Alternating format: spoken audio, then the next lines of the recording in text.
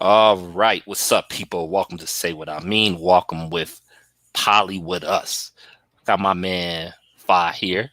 It's been a little bit. How you been? Good, man. Enjoyed the end of Ramadan. Had Eid about a week and a half ago, so that was fun. So, yeah, man, it's been a minute. It's been a minute. Yeah, that's rough. That's rough. No, that fasting. A lot of people say they feel better afterwards, though. I do. You definitely feel. I mean, you're doing it for the consciousness, the spiritualness, and all that. You definitely feel it afterwards because you're like, oh, I can eat now. Oh, Right. you know what I mean? Like it's like, you definitely feel a lot different after doing it for 30 days. How much So weight did you lose? probably about 10 pounds. So not too bad.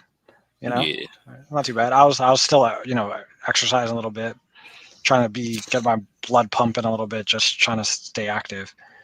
Because last year, when it was our first pandemic Ramadan, and Mhm. everything was closed, right? Like April, May of last year, things were, at least over here, things were like still kind of in semi lockdown.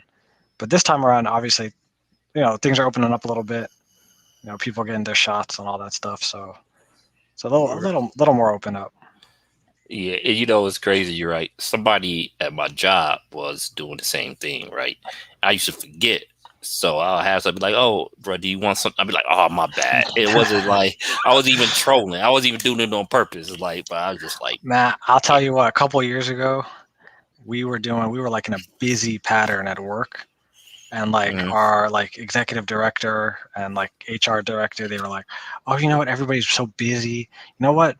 These next 2 weeks, this is like right before Memorial Day. They're like, yeah, we're gonna have lunch every day, right? We're gonna pay for lunch and we're gonna cater it every day, right in the middle of Ramadan." But I will say this: at least those days where there's no food at the house, or if I was not going anywhere, at least I'd be like, all right, bet I have a plate. I can, right, I'll right, always default to have a plate. But man, of course, that had to happen during Ramadan. right." So Of course, that's that's how things go, right? What they call exactly, Murphy's Law. If Murphy's you law. believe in that, if Yeah, you believe in that or whatever. But yeah, that's how yeah, it goes. yeah. So we got some things to talk about today. We want to talk about the incoming housing crisis. We want to talk about healthcare and the progressives' failed strategy on healthcare. Um, we definitely, in 1 second, going to be talking about what everybody is talking about right now. We definitely going to get to that. And we also going to talk about Larry Krasner and the bigger implication of his election win. For those you don't know, he's the DA in Philly, and they've tried everything to take him down because he enacted progressive reforms. So that was a huge race. I talked about it a little bit on IG. If you don't follow me on IG, make sure you do that. Say what I mean on IG. And while you at it, subscribe to this channel. Say what I mean. Share, likes, because that's help. Because we definitely gonna break down issues like nobody else. So what everybody else is talking about, we about to talk about too, but it's gonna be a little bit different. We gonna get more in depth with the conversation. So what topic is that? Can you guess what are we talking about? My Washington Wizards fan. Kwame Brown, Kwame Brown. Yes, It's been yes. a crazy what, week and a half since he started clapping back at Steven Jackson, Matt Barnes, all the smoke. If you guys listen to that podcast, and Stephen also A. Stephen A. Smith, Skip. Charlemagne, Skip Bayless, Jamel Hill. I mean, I mean, Jamel Hill got a light. He just touched her a little bit. It a wasn't little nothing bit, a little crazy. bit, nothing crazy, but he's Rachel still Nichols a little bit. Rachel Nichols a little bit. Yeah. I mean, it's been day after day. And I saw him live about 4 hours ago. You know, Yeah. I don't even know what he was talking about, but I just saw it because since I've been watching all his videos, I'm getting YouTube notifications for it, and I didn't subscribe to his channel, but I'm getting like Right. notifications. So Right. The name of his channel is hilarious too. Bust Light. That's hilarious. that's hilarious. Yeah, like I didn't. The crazy thing is I didn't know he was like that funny, like just subconsciously, like, and he's obviously not. Part of him is not trying to be funny, but it's just. Yo, homie But should have been a comedian. he should have Real been. Yeah, talk. I mean, yeah, he's legit doing some stand up every day on his tractor or in his car, and he's just going on live. I Just the mean, fact he's talking all that on a tractor alone is kind of funny. You know, like everything about it is hilarious. But yeah, like I think he have all rights to, as people say, clap back. I hate saying that. Basically defend himself. That's what he I has to want to say. defend himself. Yeah, yeah, yeah. Because people been going at him for literally decades now. You could literally say it's a decade because it's been about 20 years. Yeah. The draft, the 20-year anniversary of that draft is coming up in about a month. Right, Yeah, right. And this is the case. You never know. It's two things that I take out of this. Like, number one, people are going to keep talking about you until you defend yourself. Now, people are scared to speak up against Kwame because they're afraid to get roasted. Like just a week ago, like people would just clown his name, but now people are like, should I even say anything about him? Because I don't want to get it from him. I don't want to get clowned. And not only by him, he got a massive following out of nowhere now I, because before he started, did he have 10,000 subscribers? maybe not even that. I think he had only a couple thousand. I mean, he's Now over he's 200,000 he's now? pushing. Yeah, he's 200K now. Like just in like literally 9 days. That's unprecedented growth. Yeah, That's yeah, crazy. yeah, yeah. And he's already, he even low key he got a shout out on one of the telecasts. Mark Jackson and Jeff Van Gundy, they were talking about Mama's cooking. You know what I mean? Like, now he's selling T-shirts with talking about Mama's cooking, talking about Mama's son. You Sprinkle know, my mama season it. sprinkle that season. Exactly, exactly. I think, I'm glad that he's, you know, defending himself. I think, you know, it's kind of crazy how the last straw seemed to be that All the Smoke podcast, Mhm. where for those who didn't watch, the Lakers owner Jeannie Buss was on a couple weeks ago, and she mentioned the Pau Gasol trade in 2008, Right. and she mentioned that what they gave up. They gave up the rights to Marc Gasol, and they gave up Kwame. She mentioned Kwame Brown's name, Hmm. and she was obviously very polite about it. And then Steven Jackson and Matt Barnes basically were saying, "Nah, there was one player in that trade," Right. and that kind of takes him off. And then Gilbert Arenas was on after that, and Gilbert Arenas talked about how Kwame could have been like an Anthony Davis like player, which is a Right. bit of a stretch, but obviously everybody knows Yeah. Kwame Brown had all the physical tools to be a great power forward.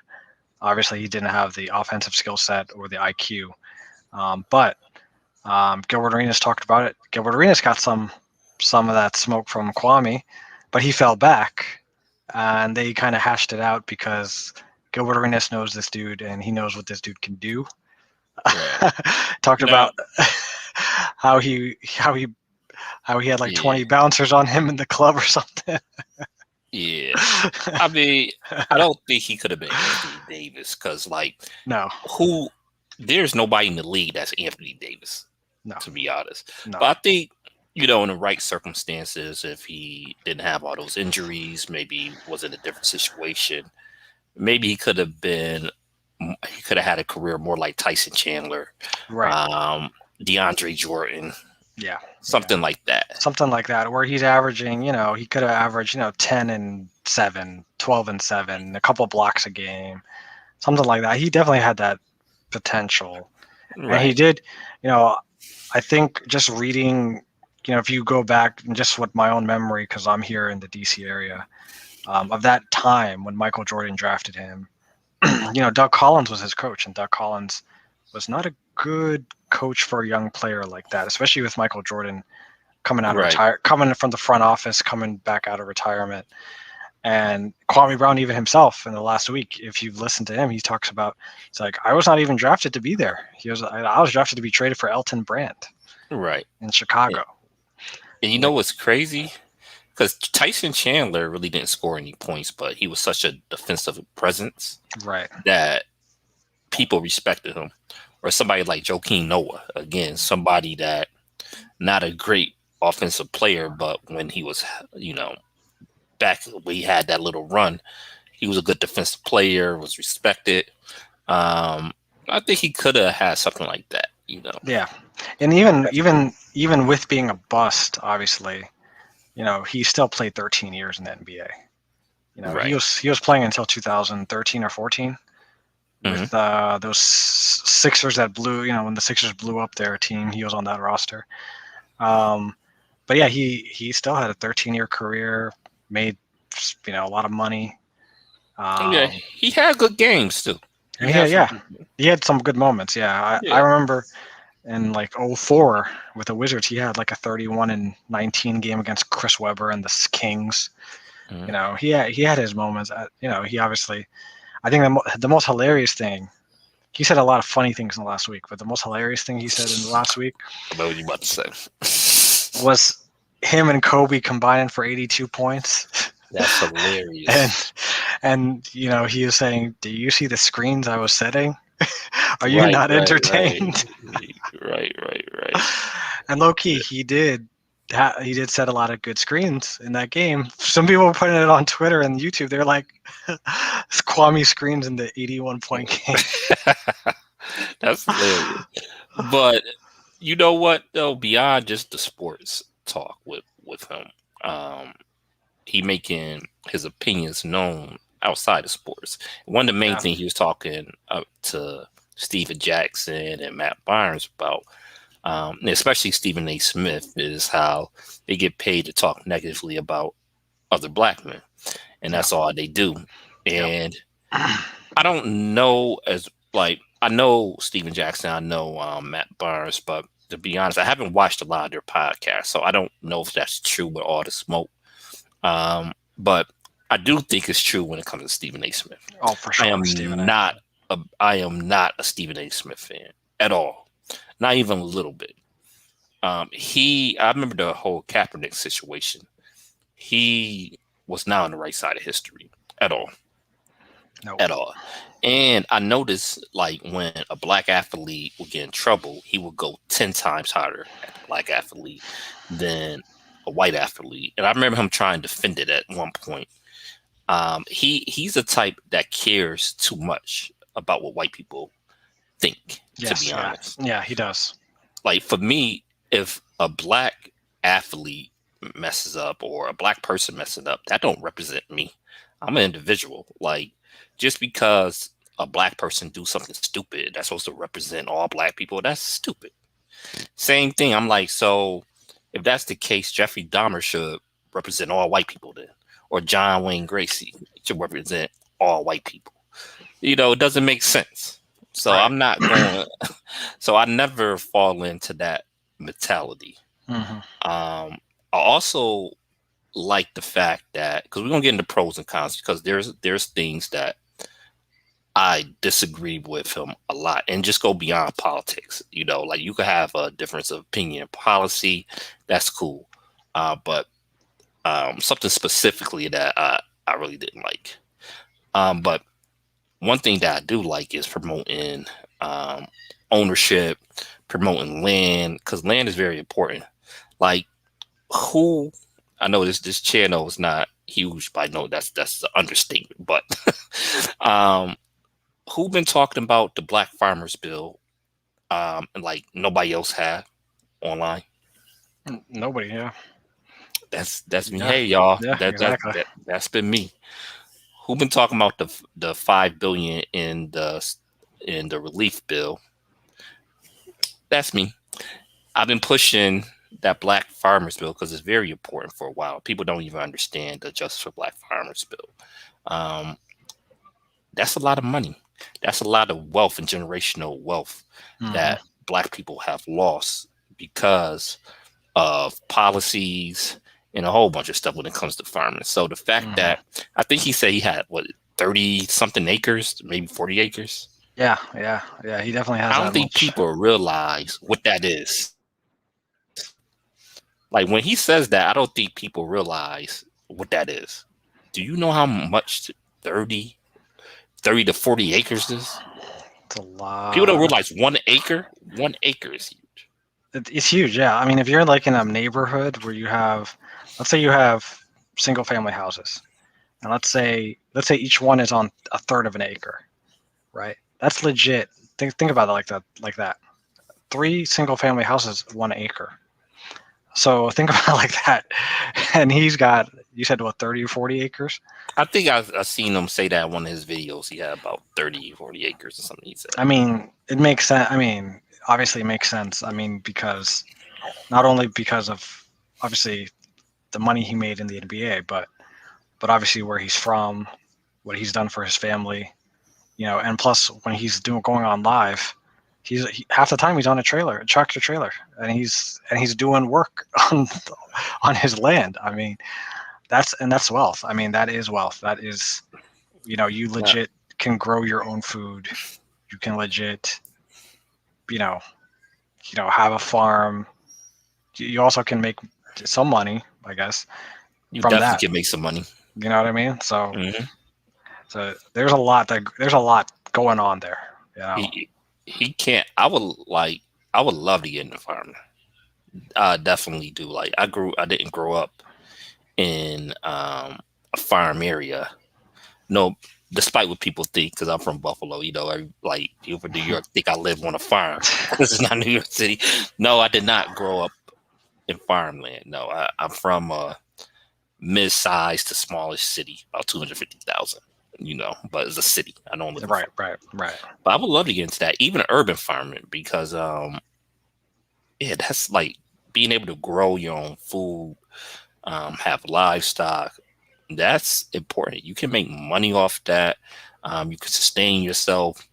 I would love to learn more about that. Like eventually, once I get to the money level I want to get to, that's one of the things that I do want to do is actually buy a farm. So I do like that he's talking about that.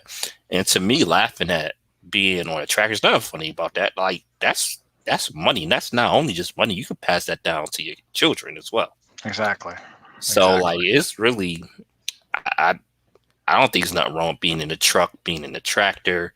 But here's the negative thing about Kwame, right? Or Kwame, I should say. I always mess it up. Is it Kwame or Kwame? Kwame, yeah, Kwame, right? yeah. Um, when you get this status, you get absolute haters and you get absolute deriders, where people are afraid to criticize them because they're ultra stands, and I hate that. Hmm. I hate that. I had one person criticized him because of some of his political views, and I actually agreed with some of his points. But then he messed it up by talking about, oh, you're a public figure now, you should dress better. I'm like, who cares about what he got on? I don't care. Like, what you Hmm. mean? Talking about, well, shouldn't do the video in your truck. You look dirty. I'm like, he owns a farm. Like, that's stupid. Yeah, yeah, exactly. Like that's real stupid. Like that's dumb criticism. Or the fact that he cursed a lot. I don't care. I know a lot of people that curse. I would be Yeah, cussing right now if we wasn't on YouTube and they they'll got their flag it. stupid. The algorithm. Yeah, Yeah. So that's the only reason I'm not cussing. Like to me, I don't care about cussing. I don't care about language he used. I don't care about the tractor. I do care about the tractor and farm because I think that is pushing a positive narrative. yeah, for Um, sure. Yeah. I do like the fact he pushing ownership, but here's the thing. His like I hate it. I watched one of his older videos, I guess from a few months ago, the Breonna Taylor video, and this is what I Hmm. didn't like. Um, Not only his viewpoints, but some of his fans that was like all that was rioting with Breonna Taylor and Kenneth Walker because Kwame, excuse me, made a video about it. They switching sides and they jumping through hoops to defend it, and even defending the police, kind of. in the Hmm. situation. Hmm. I don't know what you think about this phenomenon. It's it's it's an interesting situation because it's kind of a contradiction, isn't it? Like, because you have those two contrasting views coming together. And I noticed that too online with the Kwame. You know, obviously everybody loves what he's doing right now, but then when you really look into his views and what he's been putting out there, it's like, you know, for me, as let's say for myself as well, like I love what he's doing right now. Not only because he's defending himself, it's entertaining. He has a good message, but at the same time, you know, I go back and like you and look at that video and I'm like, you know, obviously I disagree with him, and but I just don't understand why people are gonna be you know, with all the evidence that we have. Like I part of me thinks it's also willful ignorance, um, because in some respects, I don't know, some people sometimes just want to be ignorant and just want to be contrarian and just be like, oh, it's supposed to be this when you guys are talking about like this and you guys are buying into this narrative, and then, you know, I think that's just stupidity. Um, that's just my opinion. Right, right.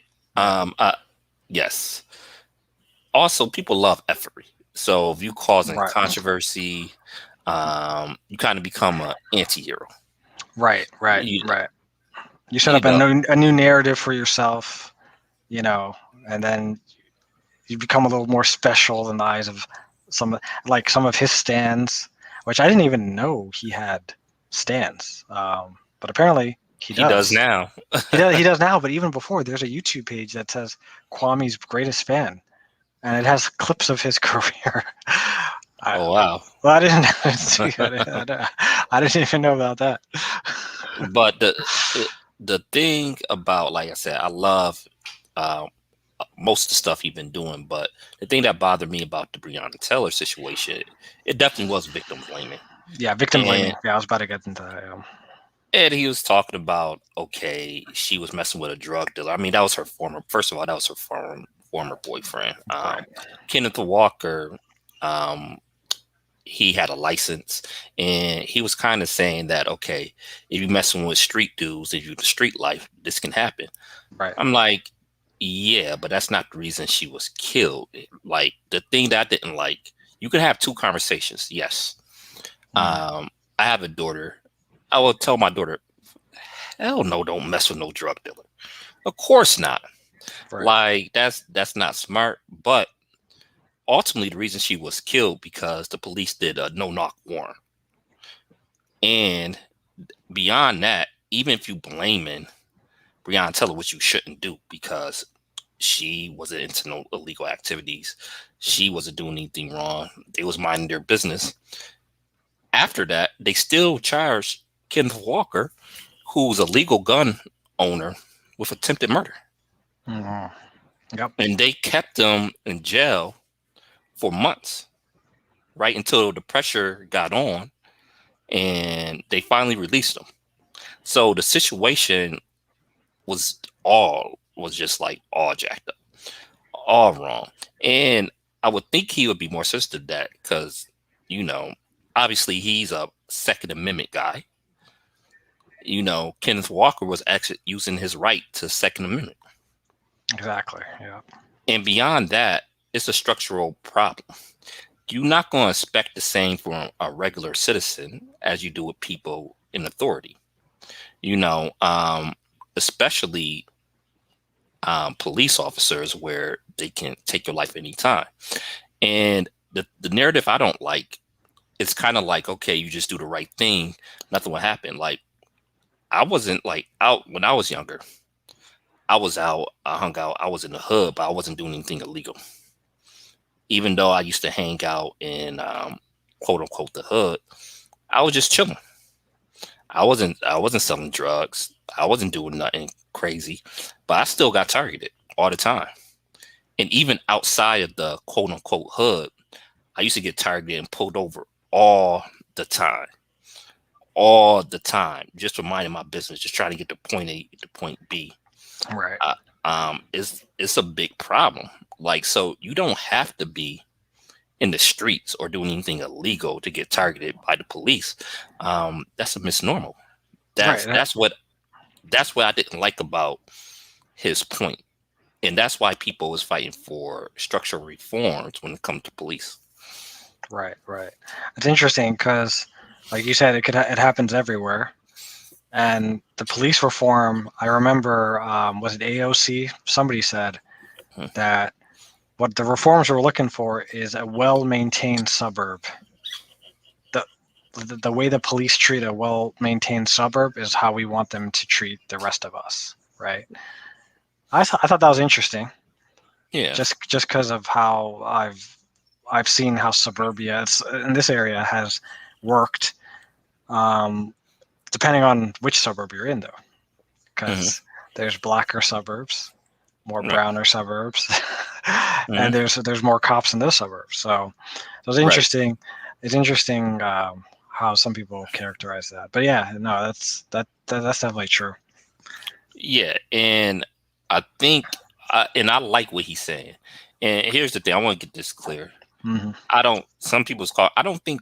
I don't think he's a coon. And I don't think he's a sellout. I I don't think just so. think. I think he's a conservative black dude, and it's especially in the South. Yeah. There's a lot of conservative Oh, for sure. Yeah. black dudes, especially socially conservative. Social. Yeah, I was gonna say socially conservative. Yeah. Right. So it's a lot of that. But there's points I just disagree. A lot of it seemed like, what about black on black crime thing? And here's Yeah. another thing that he been saying through his videos. While I'm in the middle of laughing, he's like, yeah, y'all Black Lives Matters here and blah blah blah. And I got criticism of Black Lives Matters too as a Oh group. yeah. That's a Yeah. whole thing. Well, I mean, I'm not even gonna go into that. Yeah. That's a whole but nother discussion. I got thoughts on that too. But I hate the fact, because he's not the only person to do this, and conservatives is picking up and kind of using him as a hero. But they've been saying these talking points forever. They act like black people don't talk about problems and crimes in our own neighborhood. Hmm. That's totally is not false. That's totally false. It's We totally talk false. Yeah. about crime in our neighborhoods all the time.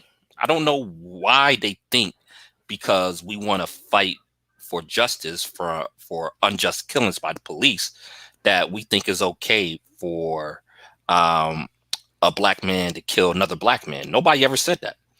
And if you in most of these neighborhoods, I know where I'm at, there's a bunch of organizations, and forget the organization, it's just people talking about, like, nah, this gotta change, and this, and you know, um, we gotta start doing better. There's a bunch of that. That's that's what we talk about all the time. Now, that don't get shown in the media a lot, No, of course not. but like in Chicago, people always bring up Chicago. They had mothers, I forgot the group name, but it was like Mothers for Peace, where mothers that lost their sons to violence, they would actually go in corners to diffuse situations. Oh, I know in my area we got groups like the Peacekeepers, that go to schools to try to defuse situations before they become a big deal. They go out, try to talk to the kids, give them chips and stuff like that, and just try to talk to them, especially if they hear like a situation is going down. Here, there's former street dudes that's not in the street no more. That's going in, talking to kids, and trying to diffuse situations. right. I mean, that happens all the time. You in the DMV area, I'm sure y'all got plenty of groups and plenty of individuals doing the same thing Oh, in the for sure. DMV.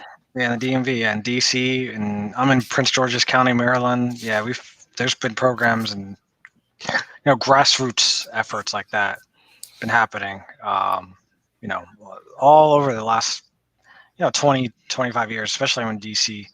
Obviously, DC was a lot more a violent place not that long ago, Right. and but even the southeastern part of the city, going into Maryland, that area is still a bit rough. That's the area where there's still a lot of crime. So you know, obviously, and the only people that are doing that kind of work are the community itself, right? It's not people coming in from other parts of the city. It's not people parachuting in from another state. It's like locally led, like neighborhood councils, like neighborhood groups, you know, things like that. So, Yeah, I remember my mother being the vice president of the block club. mm, Like we had, um, basically it was just sh- regular people, not even a organization, just regular people trying to take control of crime in their neighborhood. Like, yeah, this happens all the time. Like, so I hate that narrative. Just because people on TV is not talking about that, that doesn't mean black people as a whole is not talking about crime in our neighborhood. And again, oftentimes people go to that to not talk about police violence and police breaking the rules and why there's so many racist police officers, which is a structural problem. Go back to the 2006 FBI report that white supremacists was infiltrating the police department. This was an official FBI report under the Bush administration. So this, like, they always want to talk about that instead of talk about the structural problems and just talk about why police officers have a different rule.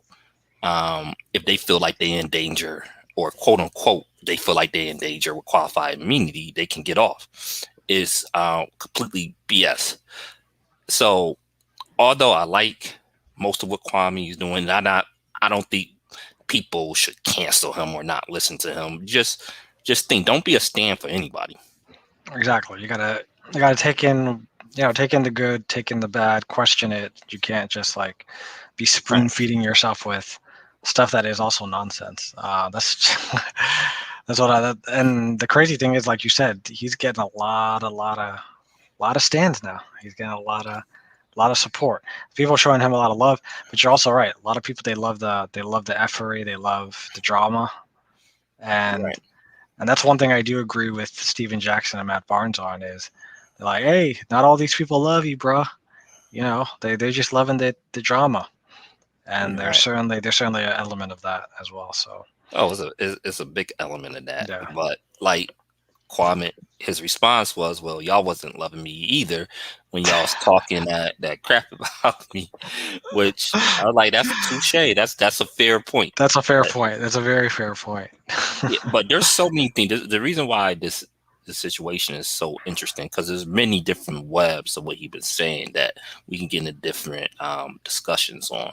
Um, he the ownership, like I said, that's big right there that he's pushing for that. And hopefully instead of just talking, like, focusing on the effery of the whole situation, hopefully they can focus on the positive things that we're saying with ownership and getting into agriculture, getting into farming. Like, that's big. I support that 100%. Hopefully some people take that out of it as well. The other thing is, man, what we just talking about with policing. It's not just Kwame, because conservatives is doing this for a while. The other thing is, you know, he was saying something about Candace Owens and how people not giving her a chance. I mean, Candace Owens literally defended Nazis. Yeah, I she mean, that's literally not hyperbole. That's not it's it's hyperbole either. it's yeah, exactly. It's happened. She's done it. It's right there in front of everybody. Tommy Sotomayor, he's the, and I don't use coon too much anymore. I used to, but the word still applies to him. He's the ultimate coon, like ultimate. Like, I'm not even going to get into that. Like, people overuse the term hate black women, but it applies to him. you know, so like yeah. So some of the people, Larry Elder, yuck Oh too God. with him. Yeah. Like, he's an OG in that sellout game. Oh, for sure. Yeah. But it's funny because he follow all these people, but I still don't think he's a little bit different than them, though. Actually, too, like I said, with the economic empowerment. Hmm. But one of the webs from this is police is the push right now to overturn and to stop progressive reforms. They've been like, it started. I remember we talked about Republicans in New York State, in my state, trying to overturn the no cash bail law. Hmm. Um, and the election of Larry Krasner, which was very important, last week. He won his reelection, by the way, by 30 something points. Great, Hey, man, great. crushed it. For those you don't know who Larry Krasner is, he's a DA in Philadelphia, and we need to start focusing more on DA races. Very important, and sheriff races. Now, he enacted progressive reforms when it comes to bail. He fired corrupt prosecutors. He held police accountable. And because of this, he received a lot of heat. The police union, the Fraternal Order of Police, all lined up against him, funded his opponent, and the person ran against him was one of the corrupt prosecutors he'd have fired. The dude he fired, he prosecuted an innocent man. And when it turns out with DNA evidence that um, he was innocent, he still tried to prosecute him anyway. Again, Yep. Yeah. just just corrupt. But this is who they lined up to support. But Krasner, he overcame it. And I was nervous a little bit because crime had went up not just in Philly but nationwide. Yep. And here's the thing. I was talking about this on IG a little bit. They using the fact that crime is going up to stop progressive reforms, which the two don't correlate. Usually, when you have a downturn in the economy, crime usually go up because people is feeling the economic pinch. So with COVID devastated the economy, especially in certain areas. Crime in New York have went up a lot, and they trying to use that with bail reform there as well in New York City. But New York City was was probably the hardest hit place in the country when it came to COVID. Mm-hmm. Philadelphia, same thing, hard hit when it came to COVID. Right. So they using economic downturn and try to correlate that with progressive policies. But the thing is, what about in the places where they didn't enact progressive reforms and crime still going up? How do you explain that? What they'll say is, oh, but we have these activists on the ground who want to defund the police, and it's emboldening the crime. That's what they'll say, and they'll say they'll just pull that off, and they'll say Black Lives Matter, Antifa, all this Right. other bullcrap. That's what they'll say. Right. And then like in LA, right? They about to spend another 150 million on the police department after they said they was going to spend more on some social programs. And this is the problem. You can pay, you're not solving the underlying problem. It's not just crime, it's economic hardship as well. Right. I'm not saying that because somebody is experiencing hard time, giving them right to commit crime. No, we're just talking about overall correlation and what happens. Exactly. So, yeah. But thankfully, Krasner won. But this is something to keep an eye out on. I am concerned about DA races. I am concerned about sheriff races because of the uptick in crime. In the media don't really report the variables and the outliers and nothing like that. They just basically are parrots. Mm-hmm. Like Republicans saying crime go up or conservatives saying crime go up. So therefore, we shouldn't have no cash bail. What? Exactly. The no cash bail is for low level offenders. It's not like rapists are getting out with no cash bail or violent, because they're talking about gun violence went up too. Mm-hmm. Like violent crimes is not part of that. Right. No cash bail is for low level offenses. Maybe something like stealing a juice from the store. That's Right. a low level offense. Offense. Yeah. Yeah. Yeah. Low level drug offenses. Exactly. Right. They're not talking about violent crimes. They just conflate these issues and they never learn. I mean, you still have people, and including the president of the United States, still talking about they need more research on marijuana and still trying to keep marijuana illegal. Right. Right. And the I mean, just that also speaks to how, somebody said it very well today. You mentioned the president, how Biden doesn't want to do anything, but there's all these pieces being written talking about how he doesn't want to do anything instead of him just coming out saying he doesn't want to do it. You know what I mean? Like it's kind of incredible just how like the media is characterizing that. Well, the media love Biden. I mean, yeah, they do. I mean, I don't think I've ever seen anything like this, to be honest with you. Yeah, Um, yeah, they absolutely love Joe Biden. And my thing is this: is Biden better than Trump? Trump, yes. That of doesn't mean he's course, good. exactly. That doesn't mean he's good. I mean, Trump was a disaster. Biden is a little less than a disaster, but to be honest, he's not that much better.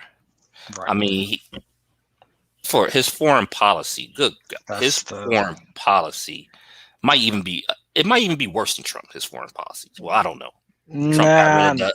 I went too far. I went too far. Yeah, that's a little too I went too far. far. I went too far. I gotta catch myself. It goes from being a chaotic cluster with Trump to a generic militos you know like you know mediocre, also semi-destructive foreign policy where you have unwavering support for Israel. Probably might support a couple of regime change wars here and there, but you also get back in the Iran deal. You If we get you back do into get the Iran deal, though, he been. if it, yeah, I think it's going to happen eventually. I think before the Iranian elections next month. You think That's so? what I think. I It. think they will come to an I agreement. I have my concerns because Biden is a real pro-Israel Democrat. He always been. Of course, he's Uh, always been, yeah. right. He's not even like Obama, who has some criticisms of Israel. He didn't express it forcefully, but he will push back just a tad. Right. Right, Biden is not like that. right. Like he had like pressure had to mount for him to even call for a ceasefire. And Israel don't want the United States to get in the round in the Iran deal. Of course, no. Yeah. Well, their political leaders don't. Their national security people actually think the deal's fine. So there's a Right, disconnect there. Yeah. right. So we'll see. I thought that would be a slam dunk, but I don't know. I You think might be right. I figure they should have done that back in February and March. You know what I mean? I Just thought they just would. I thought they would go especially back to. Go ahead. especially when he's like, oh, I'm going to reverse everything this guy did, right? He's talking about Trump, right? I'm like, Mhm. okay, you were in the Obama administration. He reversed one of your big achievements. Reverse his BS that he did a couple of years ago. Right. You know, I thought he would open relations with Cuba again, like in the Obama administration. That's even slow for that. yeah, Uh, that's slow walking too. yeah, but anyway, that's neither here or there. We talk about the Kwame Brown web. That's what I should. The web. Right. Another thing part of the web is like I was mentioning with ownership. And I love the farm thing. Let's talk about ownership and housing. Housing is a crisis right Huge crisis. now. Why don't you take this one away? Well, as if you've been on Zillow, Redfin, whatever in the last couple weeks, months, I mean, you can see just how crazy things have gotten. Actually, the CEO of Redfin had a Twitter thread today. I encourage everybody to just check it out. He basically had a thread talking about how we have an all-time low of shortage in housing nationwide, and we have all-time records in terms of how fast houses are selling. Basically, the average house is selling within 17 days after it's listed. Just think about that. That price is up 24% over where it was a year ago. That's insane. You also have, if you're selling, your house is selling on average a couple percent higher than you asked for it, right? So you have all of that happening right now, and it's happening all over the country. It doesn't matter if it's in the burbs, if it's in the cities, even cities that have a big influx of inventory, like San Francisco, has had a big influx. A couple other cities have. You are still seeing prices go up. And what is the cause of that? I think it's due to the interest rates. I think people are trying to get in these transactions before the interest rates go up. Hmm. And there's also an element of you have investors from God knows where, from outside the country, from inside the country, who are buying up real estate to park their money because it's a safe, relatively safe asset to put your money in, right? And another stat that blew my mind was a third of housing in the U.S. A third of housing owned in the U.S. is not inhabited. It's not even being rented out. It's just there. While you have, 500,000 people who are homeless on the streets every night in the United States, or however many people are homeless in the United States, or households are homeless, right? So I'm saying that all to say it's a huge crisis. It's not 2008, because 2008 we had the subprime mortgage bubble. We had people getting conned into mortgages that they couldn't afford, and it was so crazy. People didn't have to put money down. People didn't have to go through the stringent requirements that they have now. That's not what's happening. What's happening is you have an influx of money from people that, obviously a lot of people have saved money during the pandemic, right? If Hmm. you're fortunate enough to work from home, if you're fortunate enough to be in that kind of position, you have that element. But that's not the entire element, because you have people that are regular middle class, lower middle class, who are able to save up, let's say 10%, 15% down, right? Maybe even 20% down. And they're not able to compete with some people who are coming in with near cash, all cash offers. And how are you supposed to buy a house if you're in that position, right? And that's the crisis we're facing right now. And I think very quickly we're gonna see a point where a lot of the rental properties in America, the majority of rental properties will not be owned by individuals, but by shady shell companies, LLCs, whatever, property management companies that are hired through them. And you will have the death of the small landlord, right?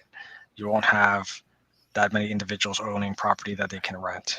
People will maybe own property that they can only afford to live in, but Right. they won't be able to afford to have two or three other properties that they can invest in and collect the rent and do whatever they want to do. So that's what's happening, I think, right now. And I think it won't change until the interest rates go back up like they did back in, if you recall, during the last couple of years of the Obama administration. They started to tick interest rates up every quarter, right? The Mhm. Federal Reserve. I think it got back up to like 2%, and housing went down like 20%, maybe 15%. And that was like causing a big ruckus because all these people were getting cheap credit. They're getting cheap money during when interest rates were at zero. So obviously interest rates are zero in terms of the federal rate. And then if you're buying a house, the interest rates are like under 3%, which is Right. crazy. Now that was a great breakdown, and you mentioned a lot. The big investors buying up property is a major problem because what they've been doing is inflating the market. Right. They really inflating the housing market, and eventually this bubble have to come down. And when it comes down, will regular people be able to buy houses? Because what they usually do is tighten up restrictions. They raise the interest rates flux. Um, they make it harder to be able to get credit to purchase these houses when it goes down. So that's a big concern too, and it also working that is inflating rent prices as well.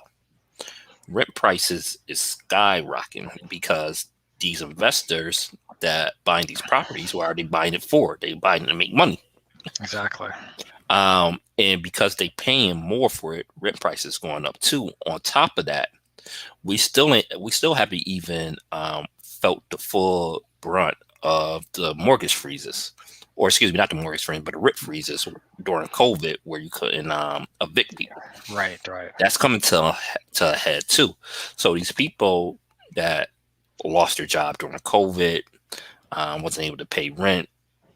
Yeah, they didn't get that rent forgiven because the people who own the property, they didn't get their mortgage forgiven. I mean, it's a big spiral effect, and that was one of the things I was disappointed with the American Rescue Plan, it really didn't address housing No, like it needed to be addressed. no, I did not. I did not.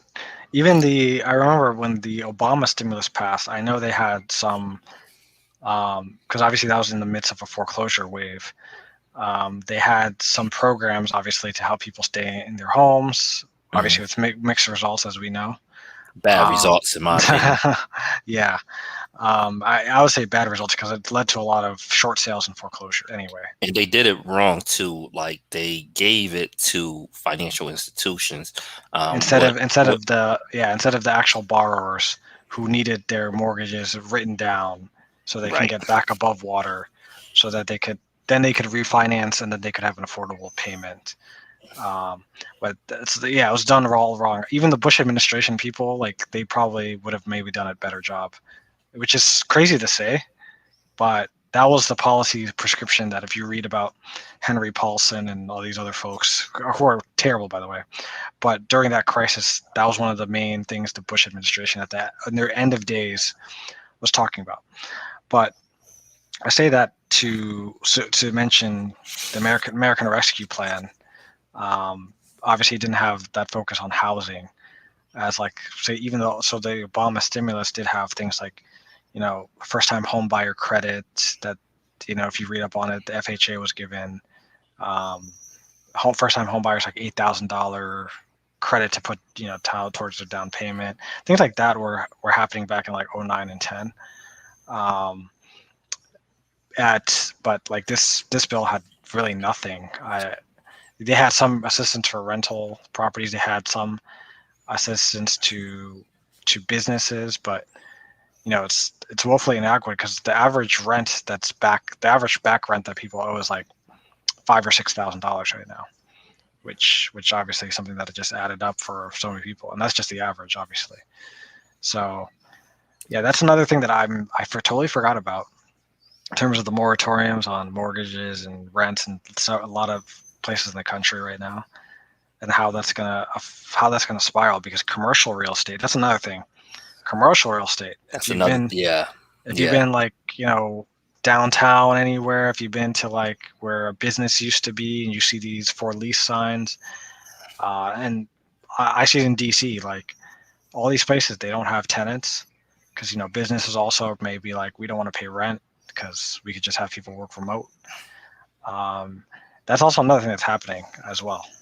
Yeah. That's gonna It's so many different layers to this. I know one of the reasons they wanted to rush children back to schools is because, like, especially like in New York, businesses been suffering because children is not in school. So whole neighborhoods is suffering. They trying to get the revitalization of neighborhoods and businesses going again.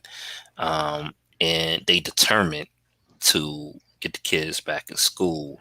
Um, New York City, like De Blasio, he just announced that they not even going to give an option for the schools to do remote learning in the fall. wow, wow. Yeah, Some parents are not gonna like that. right, right. So these are complicated issues, man. It really is. In the last um, web, I want to talk about what the Kwame Brown situation is. He really don't like Democrats, right? The Democrat Yeah, he don't. is He not don't. just him. The Yeah. Democrats is in trouble, man, and I'm going to tell you why. Um, our system sucked. First of all, like if we didn't have a two-party system, I wouldn't be a Democrat. I don't even like calling myself a Democrat, but I am because in New York State we don't have open primaries. We have closed primaries. So if I wasn't a Democrat, I wouldn't be able to vote Right. in the Right. primaries, right? But like, I really hate both parties. I just hate the Republicans a lot more, I to mean, be honest.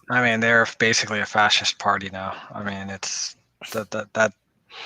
I mean that's where they're at. I mean, I never liked them to begin with, Right, but it's crazy how they.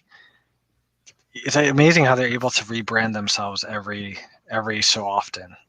right. Um, they're having a problem now because Trump is still around, and you can't really Right. rebrand yourself away from him. But but this is why the Dems is in trouble. Now, there's a lot of people that feel like Kwame Brown, maybe not liking Candace Owens and Larry Elder and them and those clowns right there, or Sotomayor, that clown, right? Maybe they don't like that, but like people feel like Kwame Brown when it comes to the Dems not doing anything, and they have a point, really. In a lot of situations, they do just enough. A lot of times, just enough, and even the stuff they do accomplish is usually half-assed. Like the child tax credit. I love the child tax credit, right? Hmm. But they only did it for a year, where they could have made it multi-year. Right. Um, the infrastructure bill, they about to split it up, right? Yeah. Which Two makes no parts. sense. Which makes no sense. I Right. mean, the For the People Act, they about to gut that. I mean, I guess Manchin and Murkowski talking about reinstating the Voting Rights Act. I mean, even with one Republican, that's not enough to break a filibuster. So Right. I don't know what good having her on board. Maybe you can get Romney, possibly, or maybe Maybe. even Maybe. even even if you can get Romney, that's not enough to break the filibuster. It's not You're exactly. not going to get 10 Republicans to support that, regardless. Even just with restating the the Voting Rights Act, so you have to get rid of the filibuster. It seemed like they completely forgot about that. Nothing on police reform. They're running away from police reform right now. They're running away from baby bonds. No talk of a UBI. Biden's going back on his word with the public option, but that's not just Biden's fault. Who been talking about why they wasn't pushing Biden on the public option? I've been saying that we knew he Right. wasn't going to get Medicare for all, but he did a promise a public option. Yeah. The progressives should have been going at him full stop with that, because maybe he wouldn't have did it, but it'd been more talk of maybe lowering Medicare age. Medicare age or something. You could have put pressure on them, and then maybe we could have got it, because they did spend a lot of money with Cobra with the relief package. That money could have went towards a public option, but like the strategy of progressives is all over the place. Exactly. Yeah. You know, uh, it's just frustrating. Go ahead. No, I mean and people also talking about the student debt stuff. They're also talking about That's done too. Yeah. the no tax increases that are like X amount or something. There's another thing about like all of that. So basically, the question is going to be, what's going to be in a $2 trillion infrastructure plan, right? What's Maybe going to roads and bridges, right? That's about right, it. right, exactly. And then what's going to be in the other one, the other part, the other 2 trillion that they're going to spend on the care economy, right? Okay. Yeah. Um, but the thing is, I brought up student debt, and I know that people have been talking about it as well. But at the same time, as we know, this fool can do it with the stroke of the pen, right? He just doesn't want to do anything about it. He's instead has, Cardona, the education secretary, um, looking at all these other options in terms of, income-based repayment and public loan forgiveness. And I'm like, come on, man, we already have these programs. Now, Right. okay, if you want to streamline those programs, fine. I have no problem with that. If you want to make it easier, if you want to make it, much quicker, if you want to do, that's cool. But you even said yourself 10K. You're not even gonna do 10K. You know what I mean? Like Right. you Right. said it yourself. So um, Co- we're gonna see how I'm not that optimistic any Me longer. neither. I think I was optimistic maybe 3 months ago, just because there was some momentum with the relief bill, and I think obviously that was the only thing that was done. And if they get this done, then that's it. That's the only thing that's going to get done. Right. Um, and they're going to have to go reconciliation, because there's not going to be 10 Republicans, as you said. The Republicans keep talking about, we're going to have a counter offer, we're going to do this and that. Obviously, they just want to spend, a few $100 billion. And they just want to slow the progress They down want, too. they want to, yeah, they want to slow. They want to do what they did in '09. Yeah.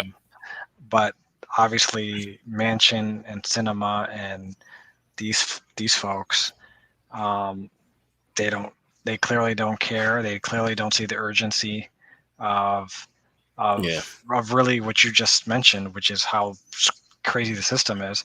Well, obviously, they're going to lose the House next year, badly, uh, badly. badly. Yeah, They're, how bad we don't know. Are they going to lose 30 seats? Are they going to lose 60 and, seats? and You this is know, the frustrating part too. They talk to us like we stupid, and some of us don't understand politics because they saying, "Oh, don't worry, like we will win Congress next year, and we have 2 more years. We have more time." No, you don't. If nothing changes, we get the same turnout from 2020. You already lose the House just because seats is lost in the census and redistricting. redistricting. That like you already in a hole just from that. You could possibly gain more Senate seats, but you're not giving people anything to be excited about. People didn't. A lot of people already forgot about the stimulus checks. People have forgot Exactly. about that. And then if housing is a major problem right now, you're not doing anything about that. Healthcare is still a major problem. You're not doing anything about that. I guess you are returning the ACA to the What it levels of what. the levels it was, or the levels it should have been to begin with, right? Right. Yeah. But that was inadequate to begin with. Yes, it was better than nothing, and it's better than when Trump was in office because Trump was doing nothing on healthcare. Right. But you're not solving people problems. When people get fed up, either people gonna go to the other side because the conservatives gonna be energized. People on your side just not gonna show up. They're not going to show up. No, they're They not. And they might be relying on QAnon and Trump and all this other stuff, but that's not going to be the same when you have the incumbency of the and White then House. and then Trump is far out of sight now because he's been deplatformed to so many places. I mean, maybe he'll get back on and maybe Facebook. more of a story. Yeah. So, but without him doing crazy tweets all the time, nobody like people is forgetting about that. Oh, for sure. Yeah. And a lot of the Republican base don't live in reality either. So they all gonna know like they putting themselves in the hole. I thought Biden said he wanted to be FDR, and that's a whole nother story too. FDR really wasn't as great as people make him out to be either, but that's a whole different story as well. Of course, of That, course. yeah, that's a whole different story. But the thing is, at But least FDR and the Dems back then, they were trying to do stuff, right? right, Like they right, were actually, obviously they were in the Great Depression, so they were basically throwing a whole bunch of stuff at the wall to see what sticks. But at least they mm, were trying to do things different things. Biden, not even through executive action. There's only been maybe a couple, but there's really no imagination, right? he There's signed a no, bunch of executive orders that literally mean nothing. yeah. I mean, there's no imagination with how to utilize the power of the federal government. Um, and obviously, we know what those measures are. I mean, obviously, we talk about student debt relief. You have the education secretary. Yeah, have him do the memo, and then sign that crap, and then But tell the. Republicans would criticize you for spending. But the crazy thing was when they talk about that was in the like his budget doesn't have student debt relief. Well, guess what? The student loans were already dispersed by the government. Mhm. The government's just making money off that from the interest. You know what I mean? Yep. So even if you forgave it or forgave a portion of it, it's not really gonna. Okay, it's gonna add to the debt to the national debt, but it's not really gonna add to the budget deficit. You know what I mean?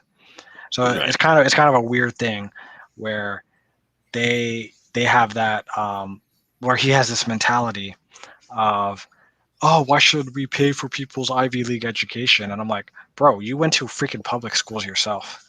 You paying your student loans of your freaking children right now, your daughter and your like grandkids. Like, what are you talking about? Like, Right. It, it's mind blowing to exactly. me. It's mind blowing to me. Mind And blowing.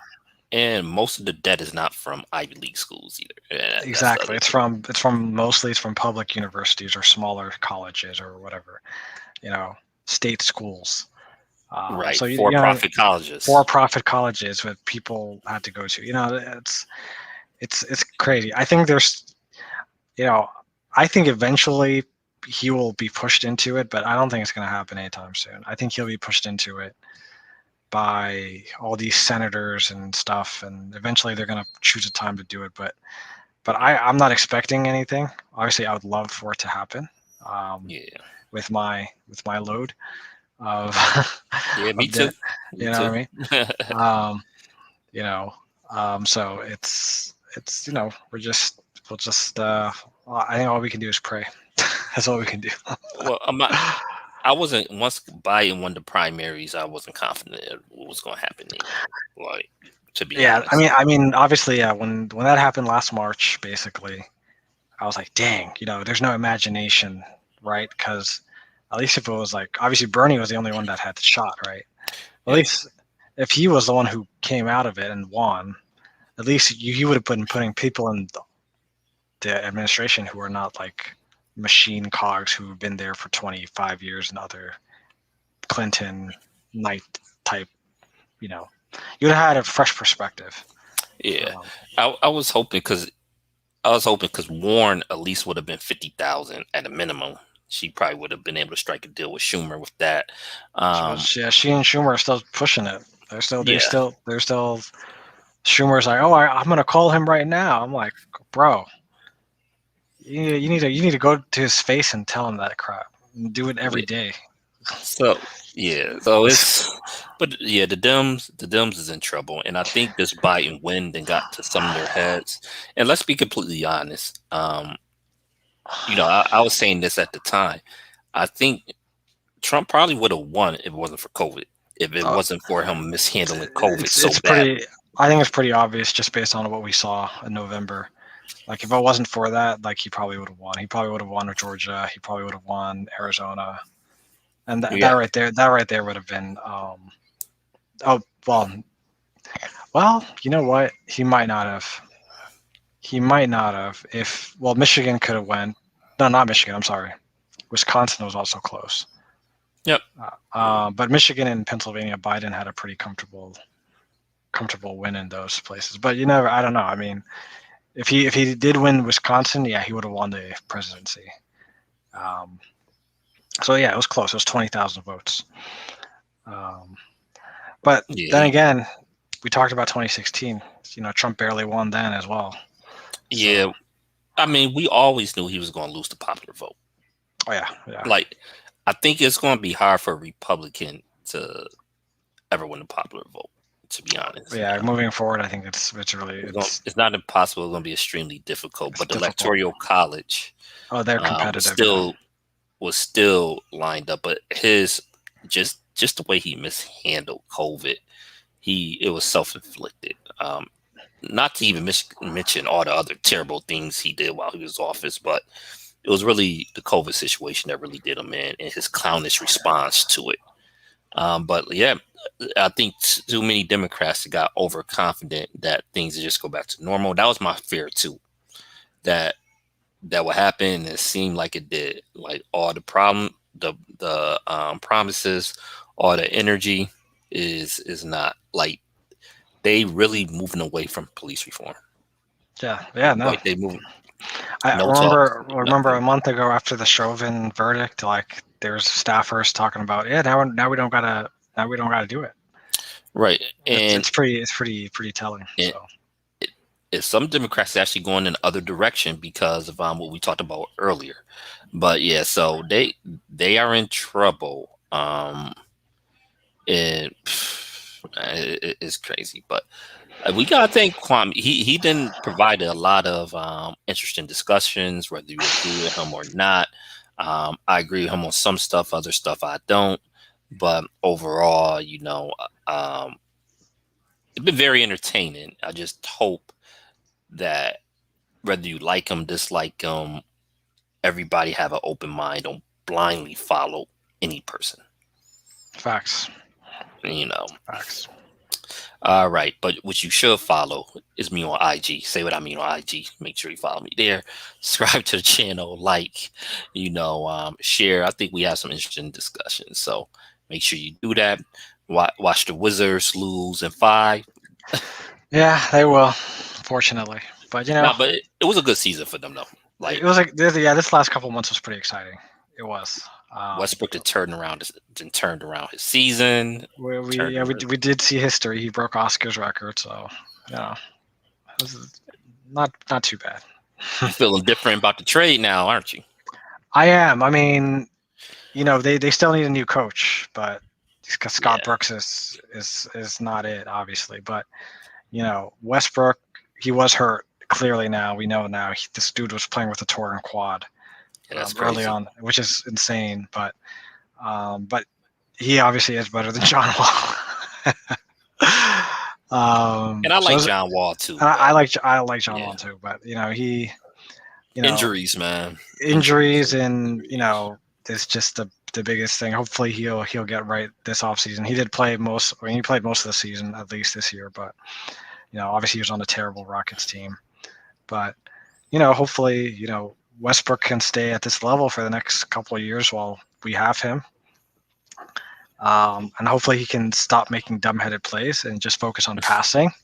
I mean, Mhm. I keep saying if he just plays like Jason Kidd, if that's what he does, gets triple doubles Uh, like Jason Kidd was it's, getting.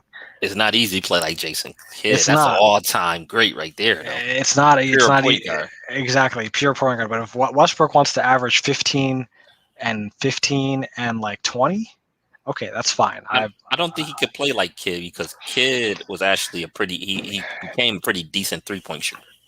Right. That's the difference. Like if Westbrook suddenly became a 38-40% 3-point shooter like Kidd did in his mid 30s, then okay, that'd be dope. But I don't see it because he's still shooting 30% from three and jacking up threes at inopportune times. Yeah, um, yeah, and he's not a good 3-point shooter either. yeah, Bradley Beal giving up a 3-point attempt to Russell Westbrook. I don't understand that. I mean, It happens, man. It but but happens. but yeah, my main problem with the Wizards right now, for everybody that's watching the NBA playoffs, they're playing Philly. Philly's a big team, guys. They got a 6'10" point guard. They got Tobias Harris, who's 6'8". They got Danny Green, who's 6'7". The only short dude in their starting lineup is, I think, Seth Curry, who's 6'3".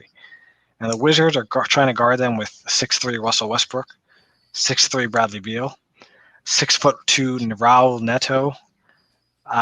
Yeah, that's a coaching error. I don't understand.